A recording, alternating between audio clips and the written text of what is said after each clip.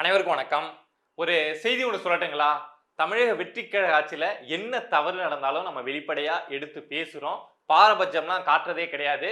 இப்ப கூட சபரிவர்மன் அப்படிங்கிற ஒரு நபர் சிறையில வச்சு கொலை செய்யப்பட்டிருக்காரு. அதுக்கு தமிழக வெற்றிக் கழகத்துக்கு நம்ம கடுமையான கண்டனத்தை தெரிவிச்சுக்கிறோம். திமுக ஆட்சியில நடந்த அதே தவறு தாவேகா ஆட்சியிலயும் நடக்காம பார்த்துக்கோங்க. அது உங்களுடைய பொறுப்பு.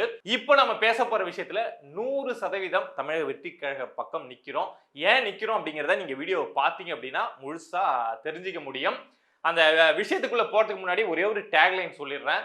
காமராஜர் ஆட்சியா இருந்தாலும் சரி, இல்ல கடவுளுடைய ஆட்சியா இருந்தாலும் சரி, கீழே இருக்கக்கூடிய நிர்வாகிகள் தப்பு பண்ணுவாங்களா அப்படின்னா பண்ணுவாங்க தான். ஆனா ஒரு நல்ல தலைமை என்ன பண்ணும் அப்படின்னா அவங்க மேல உடனடியா நடவடிக்கை எடுக்கும். அடுத்த நிர்வாகிக்கு தப்பு பண்ணா நம்ம மேலேயே நடவடிக்கை எடுத்துருவாங்களோ அப்படிங்கிற பயத்தை கொடுக்கும். அதுதான் ஒரு நல்ல தலைமையா இருக்க முடியும். கடவுளையே நீங்க கூப்பிட்டு உட்கார வச்சா கூட கீழே இருக்கக்கூடிய மாவட்ட செயலாளர், ஒன்றிய செயலாளர் எல்லாம் தப்பு பண்ணுவாங்க. ஆனா அதுக்கு அந்த கடவுள் நடவடிக்கை எடுத்தாரா அப்படிங்கிறது தான் இங்க பேச்சு. நான் எதை பத்தி சொல்ல வரேன் அப்படிங்கிறது உங்களுக்கு தெரிஞ்சிருக்கும். சென்னை மாம்பாக்கம் பகுதியை சேர்ந்த அந்த ஊராட்சி மன்ற தலைவர் வீராசாமி இந்த லஞ்சம் வாங்கிட்டார் அப்படின்னு சொல்லிட்டு 2 நாளா தமிழக வெற்றிக் கழகத்தை தமிழக வெற்றிக் கழக விமர்சனம் வைக்கிறாங்கல்ல. ஸோ அதுக்கு நான் சில பதிலடி கொடுக்கணும் அப்படின்னு நினைக்கிறேன். பட் இந்த இன்சிடென்ட் ஃபர்ஸ்ட் தெரியாதவங்களுக்காக சொல்லிடுறேன். இதை மாதிரி ஒரு 1,30,000 ரூபாய் லஞ்சம் வாங்கிட்டாரு, ஜிபேவில் வாங்கிட்டாரு, நேரடியாக வாங்கிட்டாரு அப்படின்னு சொல்லிட்டு ஒரு வீடியோ ரொம்ப வேகமா 2 நாளா சோசியல் மீடியாவில் பரவிட்டு இருந்தது. எல்லாரும் போனவங்க வந்தவங்களாம் எடுத்து இதுதான் தூய ஆச்சா அப்படின்னு சொல்லி அடிச்சுக்கிட்டு இருந்தாங்க. நான் வெயிட் பண்ணிட்டு இருந்தேன். என்ன வெயிட் பண்ணிட்டு இருந்தேன் அப்படின்னா, அதான் சொன்னல, யாரு ஆச்சா இருந்தாலும் கீழே இருக்கக்கூடியவங்க குற்றம் செய்வாங்க தான். நீங்க சல்லடை போட்டு சலிச்சு எடுத்தாந்து நல்லவனை மட்டும் ஒரு கட்சியில எல்லாம் உட்கார வைக்க முடியாது. ஒரு நல்லவன் மட்டுமே இருக்கக்கூடிய கட்சி உலகத்துல ஒரு கட்சி கூட இருக்க முடியாது. அப்படிங்கிறதுனால வெயிட் பண்ண தமிழக வெற்றிக் கழகம் இதுக்கு நடவடிக்கை எடுக்கிறாங்களா, என்ன பண்றாங்க அப்படின்னு வெயிட் பண்ணேன். பட் நேற்று காலையில ஒரு செய்தி வெளியாச்சு. இந்த வீராசாமி அப்படிங்கிற நபரை தமிழக வெற்றிக் கழக அடிப்படை உறுப்பினர் பதவியிலேருந்து தூக்குறோம் அப்படின்னு அறிவிப்பு வெளியிட்டாங்க. ஸோ அப்பவும் வெயிட் பண்ணிட்டு இருந்தேன். அப்பவும் நிறைய மீடியாக்கள் நிறைய பேர் என்ன பேசினாங்க அப்படின்னா, அடிப்படை உறுப்பினர் பதவியிலேருந்து தூக்கி என்ன பண்றது, அது என்ன பெரிய கலெக்டர் பதவியா, அந்த இடத்த வேற யாராவது சொந்தக்காரங்களை உட்கார வச்சு திரும்ப கமிஷன் வாங்குவான், கலெக்ஷன் வாங்குவான், இதெல்லாம் ஒரு நடவடிக்கையா, லஞ்சம் வாங்கிட்டான்ல அவனை கைது பண்ணுங்க அப்படின்னு சொல்லிட்டு நடவடிக்கை எடுத்ததுக்கு அப்புறமும் நிறைய வாய்கள் கைது பண்ண சொல்லி பேசிட்டு இருந்தது. ஸோ நேற்று இரவு திரும்ப தமிழக வெற்றிக் கழக தரப்புலேருந்து, தமிழ்நாடு அரசு தரப்புலேருந்து ஒரு செய்தி வெளியாச்சு. இதை மாதிரி வீராசாமி லஞ்சம் வாங்கினார்ல. ஸோ லஞ்சம் யாருக்கிட்ட இருந்து வாங்கினார் அப்படின்னா, நவீன் அப்படிங்கிற ஒரு கான்ட்ராக்டர் கிட்ட இருந்து வாங்கினாரு.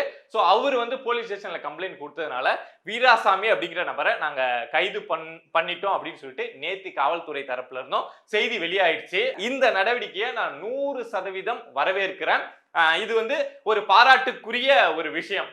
ஆனா இந்த விஷயத்தை தமிழ்நாட்டில் இருக்கக்கூடிய நிறைய பேர் விஜயை நாங்க எதிர்க்கணும், விஜய் அப்படின்னாவே எதிர்ப்போம், தமிழக வெற்றிக் கழகம் அப்படின்னாலே எதிர்ப்போம் அப்படிங்கிற மனநிலையில இருக்கக்கூடியவங்க என்ன பண்ணிட்டாரு, கட்சிக்குள்ள இத மாதிரி நடக்குது, இவ்வளவு தவறு நடக்குது, இவ்வளவு லஞ்சம் வாங்கிட்டாங்க அப்படின்னு சொல்லி எடுத்து பேசிட்டு இருக்காங்க.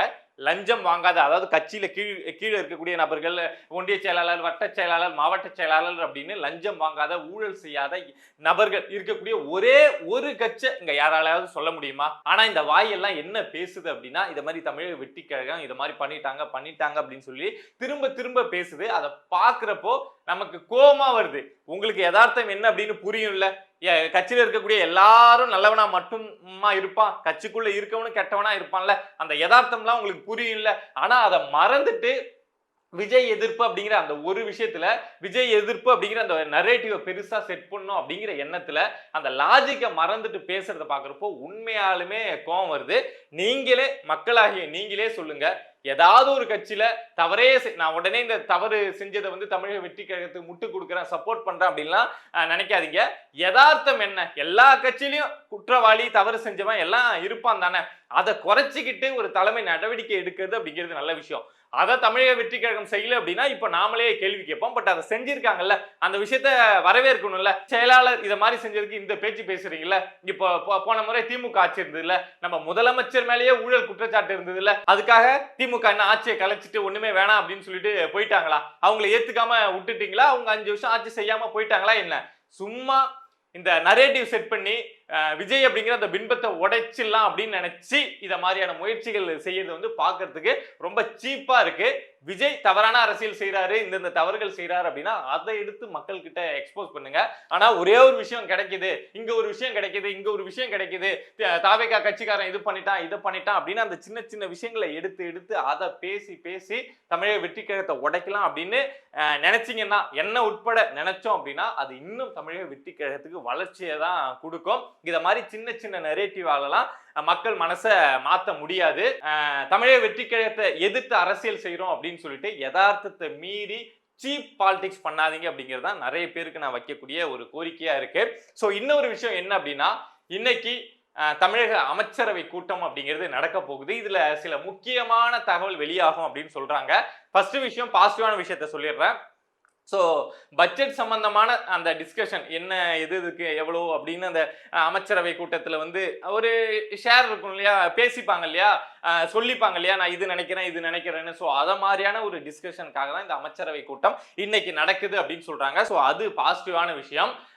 இன்னொன்று நெகட்டிவான விஷயம் என்ன அப்படின்னா, திமுக ஆட்சியில அடிக்கடி அமைச்சரவை மாற்றம் அப்படிங்கிறது நடந்துகிட்டே இருந்தது. திடீர்னு 2 வருஷத்துக்கு ஒருத்தர் அமைச்சரா இருப்பாரு, அடுத்து மாத்தப்படுவார் அப்படின்னு நிறைய அமைச்சர்கள் வந்து அமைச்சர்களுடைய பதவி பறிக்கப்பட்டது இல்லாம அமைச்சர்களுடைய துறை மாற்றம் அப்படிங்கிறதும் நடந்தது. அப்ப நம்ம என்ன விமர்சனத்தை வச்சோம் அப்படின்னா, இந்த மாதிரி நீங்க துறையை மாத்திக்கிட்டே இருக்கீங்க, அமைச்சரை மாத்திக்கிட்டே இருக்கீங்க அப்படின்னா அவங்க அந்த துறைக்கு வந்து அதை தெரிஞ்சுக்கிறதுக்குள்ள வேற ஒரு அமைச்சர் வந்துடுறாரு அப்படின்னா என்ன நிர்வாகத்தை கத்துக்க முடியும், அதுல என்னத்தை அவங்க சீர் செய்ய முடியும்?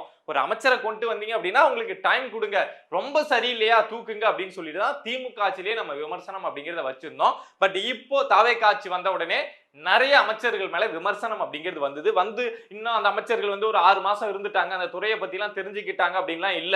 பட் இந்த 2 மாசத்திலேயே எந்தெந்த அமைச்சர்களுடைய செயல்பாடு சரியில்லை, அந்த துறையில அவங்க சிறந்தவங்களா இல்ல அப்படிங்கிற விஷயத்தெல்லாம் தெரிஞ்சுக்கிட்டு தாவேகா ஒரு 3-4 அமைச்சரவை மாற்றத்தை கொண்டு வர போறாங்க. இந்த அமைச்சரவை கூட்டம் முடிஞ்ச உடனே அதுக்கான செய்தி வெளியாகலாம் அப்படின்னு சொல்றாங்க. யாராரு அப்படின்னு உத்தேசமா சொல்ல முடியுது, சில தகவலும் கிடைச்சிருக்கு, அதை சொல்றேன்.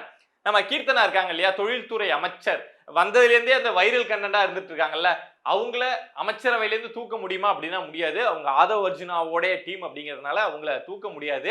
ஸோ அதனால அவங்களுடைய துறையை மாத்திடலாம், போர்ட்போலியோவை மாத்திடலாம் அப்படின்னு தமிழக வெற்றி கழகம் முடிவு பண்ணியிருக்காங்க அப்படிங்கிற செய்தி வெளியாயிருக்கு. ஸோ கீர்த்தனா தொழில்துறை அமைச்சரிலிருந்து மாற்றப்படுவதற்கான வாய்ப்பு அப்படிங்கிறது உண்டு. அது இந்த கூட்டம் முடிஞ்ச உடனே, இன்னைய கூட்டம் முடிஞ்ச உடனே அந்த செய்தி வெளியாவதற்கான வாய்ப்பு அப்படிங்கிறது உண்டு.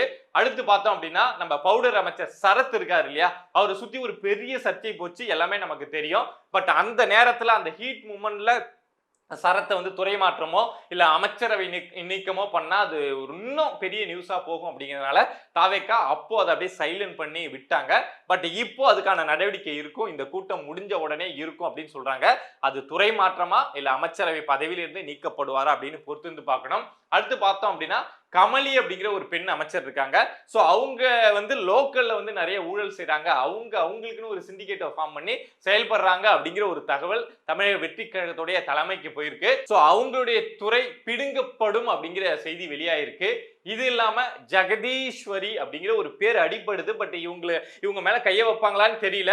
பட் நம்ம கேட்கிறப்போ ஜெகதீஸ்வரினா யாருன்னு உங்களுக்கு சந்தேகமா இருந்தா, இந்த கீர்த்தனா ஜெகதீஸ்வரி சண்டை ஞாபகம் இருக்குங்களா? கீர்த்தனா பேரை ஆக்சுவலா இங்க ஜெகதீஸ்வரி அவங்க பேரை மேல போடணும், ஆனா கீர்த்தனாவோட பேரை மேல போட்டு கீழே இவங்க பேரை போட்டிருந்தாங்கன்னு ஒரு சர்ச்சை போச்சு இல்ல. சோ அந்த அமைச்சர் மேல சில குற்றச்சாட்டுகள் போயிருக்கான். சோ அவங்க துறை மாற்றம் செய்யப்படலாம் அப்படிங்கிற செய்தி வெளியாகுது. சோ இது இல்லாம என்ன லிஸ்ட்ல வச்சிருக்காங்க, இன்னும் சில பேர் இருக்காங்க அப்படின்னு சொல்றாங்க. பட் அங்க என்ன நடக்குது அப்படிங்கிறது நமக்கு தெரியாது. சோ தெரிஞ்ச விஷயங்களை எடுத்துட்டு வந்து உங்ககிட்ட ஷேர் பண்ணிட்டு இருக்கேன். தொடர்ந்து பேசுவோம். இத மாதிரி நம்மளை சுத்தி நடக்கக்கூடிய விஷயங்களை நீங்க தெரிஞ்சுக்கணும் அப்படின்னு நினைச்சீங்கன்னா மறக்காம பிரபா டாக்ஸ் சேனலை சப்ஸ்கிரைப் பண்ணி சப்போர்ட் பண்ணுங்க. நன்றி.